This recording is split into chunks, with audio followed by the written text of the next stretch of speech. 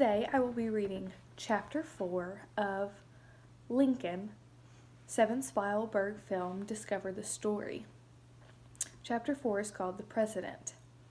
I leave it to you to determine how it shall be done.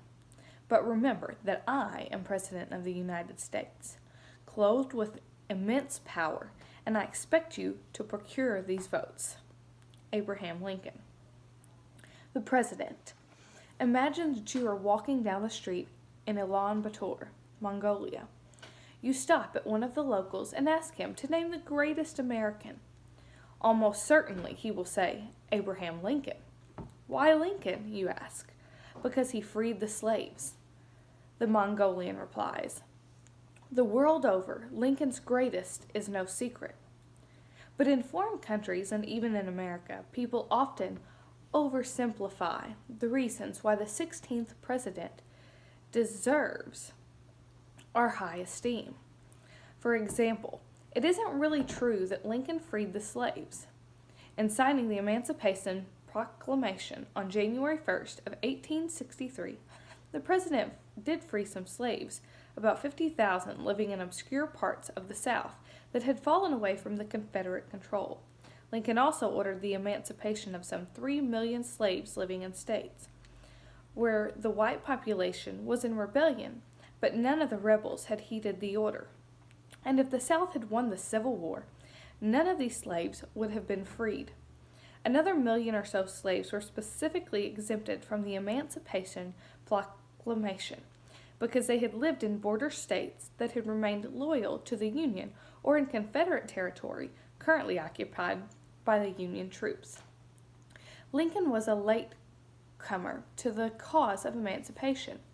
He didn't approve of slavery, but he acknowledged the right of Southerners under the Constitution to keep slaves if they wished.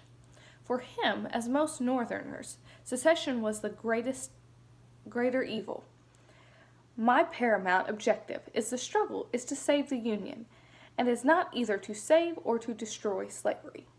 Lincoln wrote in an August 1862 open letter to the New York Tribune editor Horace Greeley, if I could save the Union without freeing any slave, I would do it. And if I could save it by freeing all the slaves, I would do it. And if I could save it by freeing some and leaving others alone, I would also do that. More than anything else, Lincoln was a shrewd student of public opinion, and he always carefully not to get too far in front of his constituents. On the other hand, one of the qualities that made Lincoln great was his ability to shape public attitudes through his eloquent speeches and writings. This is what Karl Marx called his praxis, the complex interplay between actions and ideas, in which ideas change the way we act, and the results of actions change the way we think. Lincoln's experience during the Civil War certainly changed the way he thought, and the way he thought, of course, informed his actions. As a rather unsophisticated frontier lawyer in Illinois, Lincoln had almost no contact with educated African Americans, and so accepted without much thought most conventional racial stereotypes. That changed when he became president and began to associate free, well-to-do Eastern blacks, including Frederick Douglass, whom Lincoln invited to the White House on several occasions to discuss matters of policy.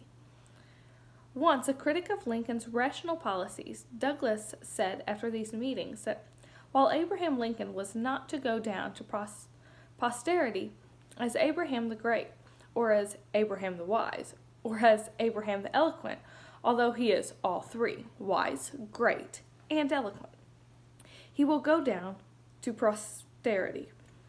If the country is saved as honest Abraham, and going down thus, his name may be written down anywhere in this world of ours, side by side with that of Washington, without derogating the latter. This country was indeed saved. Lincoln did go down in history amongst the greatest of Americans. But again, we come to question of why.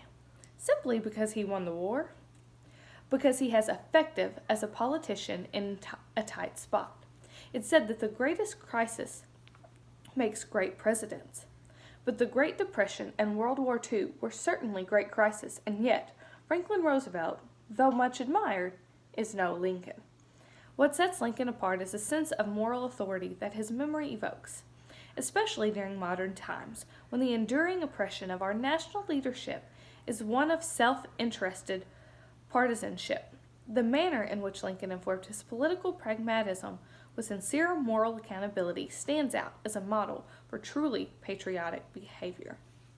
Lincoln was no saint. As a lawyer, he defended the actions of powerful business interests that he knew to be wrong, and he often told racist jokes if the opportunity presented itself. Yet, the human failings aside, he held himself to moral account in a way that seemed incompatible with 21st century politics. He didn't sleep much in the White House because he was worried about the course of the war, but also because he couldn't stop questioning whether what he was doing was morally right to do. Our man on the street in Mongolia has probably never heard of the 13th Amendment, which truly freed the slaves by abolishing the institution of slavery. As with emancipation, Lincoln was a latecomer to abolition. The 13th Amendment was introduced to Congress in early 1864, but it wasn't after Lincoln's re-election in November that he moved with an unexpected urgency to ensure its passage. The president's keen sense of public's mood must have told him that the time was right. But there was also a moral dimension to his actions. He knew that the Civil War would soon be over, and that once it ended he would lose the war powers and that had justified the Emancipation Proclamation. Whatever else happened, he couldn't allow the re-enslavement of the legions of African Americans who had fled their South masters and escaped to the Union's lines to seize the promise of freedom inherent in his Emancipation Proclamation. I am charged with facilitating, but I do not think that charge can be sustained. Lincoln once told Frederick Douglass, "I think it cannot be shown that when I have once taken a position I have ever retreated from it."